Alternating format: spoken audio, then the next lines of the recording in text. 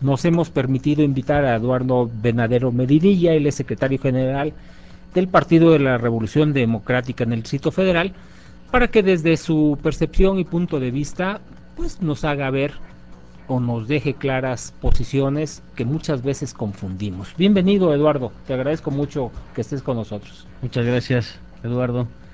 Un Veíamos el día de ayer la marcha, cierre de calles como de costumbre, nada fuera de lo inusual, corretizas de algunos jóvenes por apropiarse de lo ajeno. Muchos comercios cierran las puertas y se pierde de alguna manera lo que representa ese movimiento de 1968, las libertades, las reivindicaciones. Y yo te preguntaría, ¿qué había en 1968 que hace difícil el momento y distinto al que se está viviendo en la actualidad? Bueno, mira, Eduardo, yo primero comentarte que ayer se cumplieron efectivamente 44 años del genocidio cometido en la Plaza de las Tres Culturas, porque bueno, además ya está así juzgado, ¿no? En ese momento el presidente Díaz Ordaz como un genocida. Y y bueno, pues en esa época eh, los estudiantes, los jóvenes estudiantes se organizaron en función de demandar libertades, libertades de expresión, este una el combate a la injusticia, ¿no? La posibilidad de accesar a un estadio más democrático. Y curiosamente, a 44 años, yo creo que en términos generales sigue habiendo por parte del sistema político mexicano una deuda con los jóvenes y los estudiantes de este país. Creo que no hay la capacidad de atender la demanda de los jóvenes, ¿no? En términos poblacionales.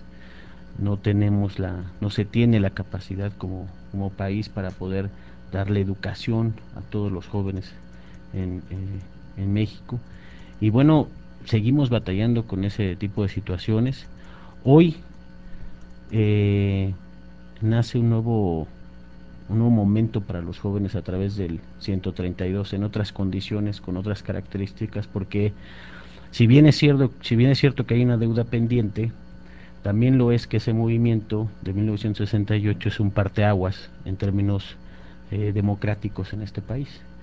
Y que hoy permite que el movimiento 132 tenga otras condiciones, ¿no? Y otras connotaciones. Por ejemplo, muy rápido el movimiento de 1968 difícilmente logró consolidarse con la sociedad, o más bien que la sociedad participara, o otros sectores más allá de los estudiantiles participaran en el movimiento. Hoy, Pero que yo te comentaría que de alguna manera es el inicio de lo que vivimos hoy. Si no se hubiera dado ese movimiento, no se hubieran producido todos los cambios democráticos que actualmente vivimos.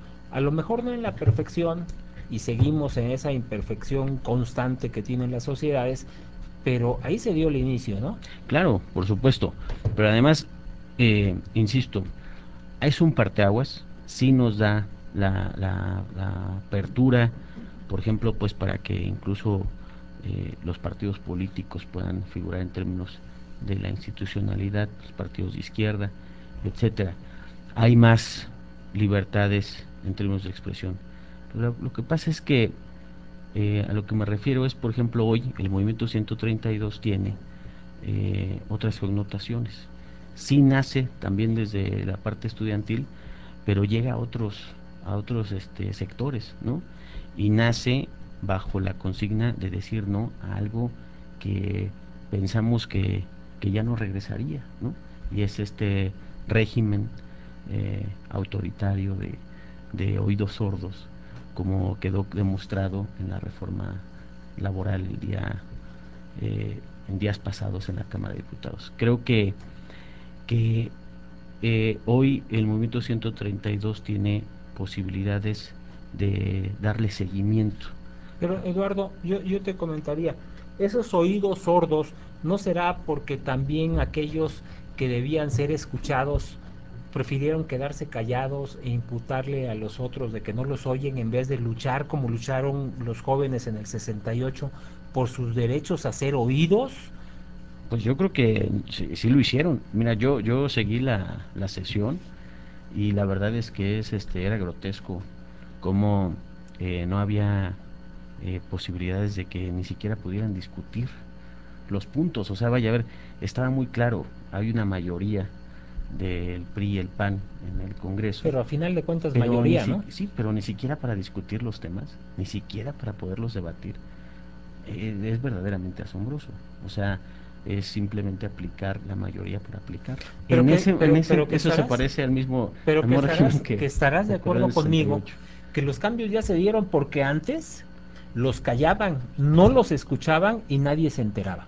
Y ahora por lo menos, por ejemplo, en el canal del Congreso, vemos cómo no los escuchan y cómo no Claro, ejercen su hay, derecho a ser oídos así quienes es, tendrían que hacerlo. hay cosas positivas que nacen, y no solo del movimiento del 68, sino de muchos movimientos sociales que han ocurrido en este país. Pero en específico el tema de los estudiantes, sí creo que es una deuda pendiente que tiene el sistema político mexicano. Muy rápido. Para este sistema, las reformas estructurales pasan por el tema de los energéticos, la reforma laboral, ¿no? La reforma fiscal y la reforma educativa.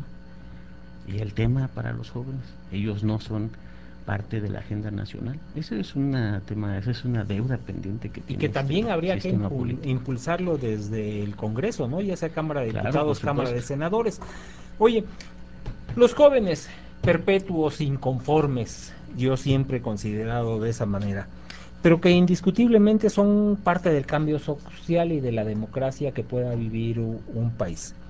Los jóvenes no son perennes. Aquellos que fueron jóvenes en el 68, hoy los vemos setentones y sesentones, ¿no? Ya con un cambio y una visión diferente. Ya no tienen el ímpetu que traían los jóvenes. ¿Cuál es la diferencia que tú ves ahora, por ejemplo, estos jóvenes del 132, anarquistas o progresistas en relación a nuestro sistema social? Yo creo que estos jóvenes del movimiento 132, de entrada, saben qué es lo que no quieren, y ha quedado claro.